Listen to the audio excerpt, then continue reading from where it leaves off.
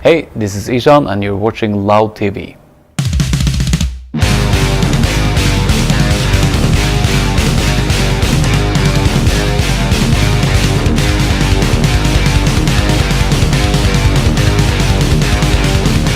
And also it can mean rust red, like murky, dark reddish, which I guess the cover artwork kind of illustrates as well.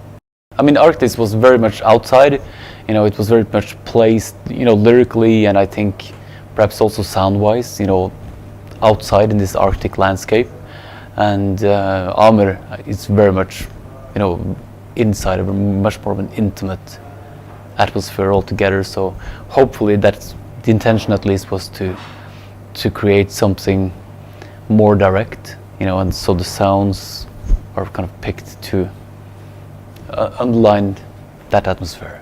It's kind of the contrast, because even though the music and the scenery for the new album is very close and intimate, I think the perspectives of the lyrics are almost like a juxtaposition of that. That it's like, the opener, lend me the eyes of millennia, from a very wide-ranging, what can I say, looking at things from a millennial perspective. So there's some kind of, juxtaposition in that. At this point in my career, I think I do many things to skip muscle memory. That's why Eremita, for example, my fourth album, I wrote the entire album with just a piano sound, and I made my drummer record the whole album just a piano sound. And other times I do things in a different way, but it's kind of just to skip the routines of how I do things and kind of keep the perspective for listening.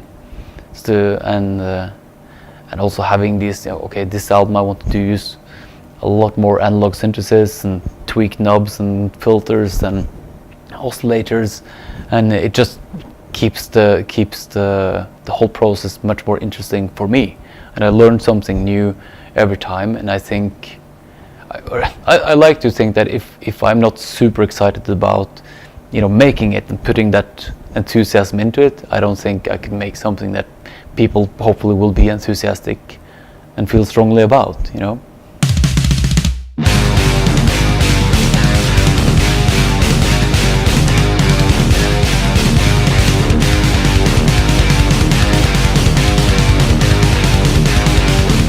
Yeah, I guess, and I always write a lot on the guitar as well, but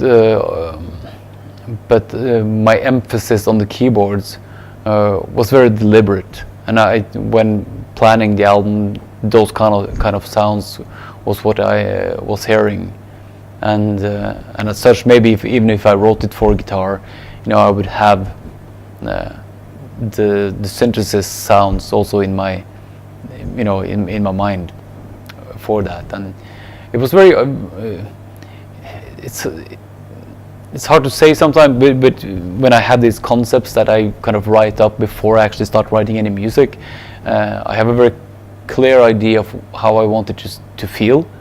And the opening riff, the synth riff for Millennia, as soon as I just coincidentally played that with that sound, I didn't really change it, and I immediately knew that this was the opening of the album, and I basically just wrote the song based on that.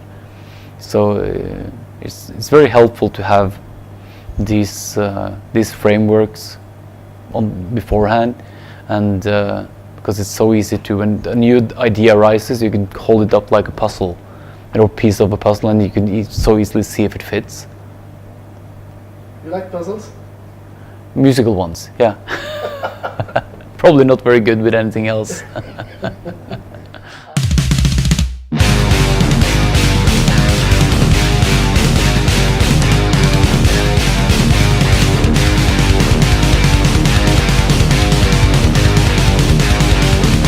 No, that's why. I mean, they used to be my backing band, but at some point, we just realized these two projects will crash.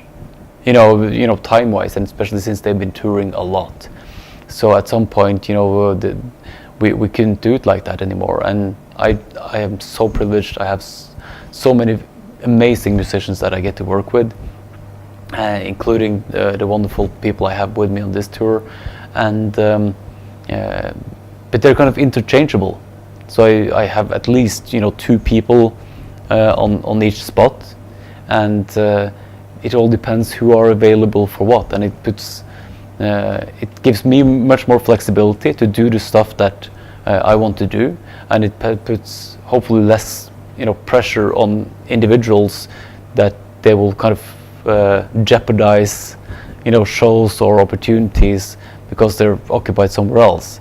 So and it's kind of a very nice dynamic to it, especially since we play the same songs many times over, for different festivals or different tours, and to have suddenly a different drummer, in combination with a different keyboard player, where they all kind of have the liberty to choose different sounds and kind of do things in their own way, it keeps, for me, it keeps things very much alive, and flexible, and I within the parameters of the songs being the songs, I like more than happy for them to experiment and kind of express themselves, through that, and it makes the songs, keep a freshness for myself as well.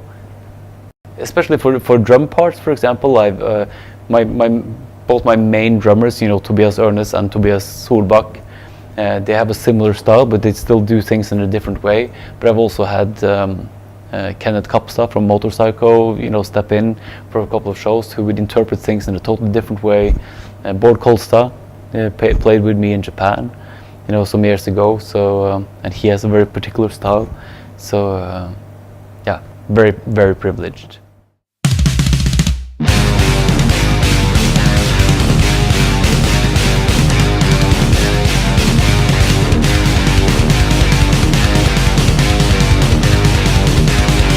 I think I've known Michael from, we met the first time back in 1994, I think, because they were also at Candlelight. And I think I met Fredrik actually when I did my first solo show, as Ihsahn. That was as support for Opeth in Oslo.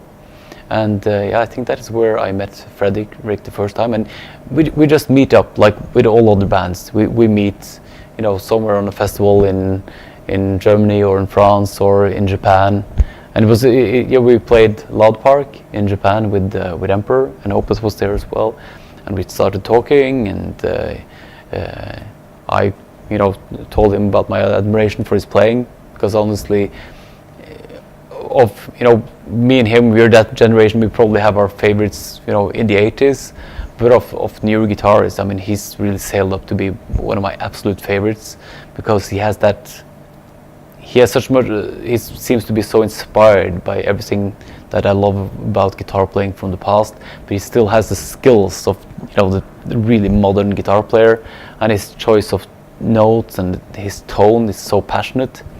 So huge privilege to. So actually, I just asked him right there and then.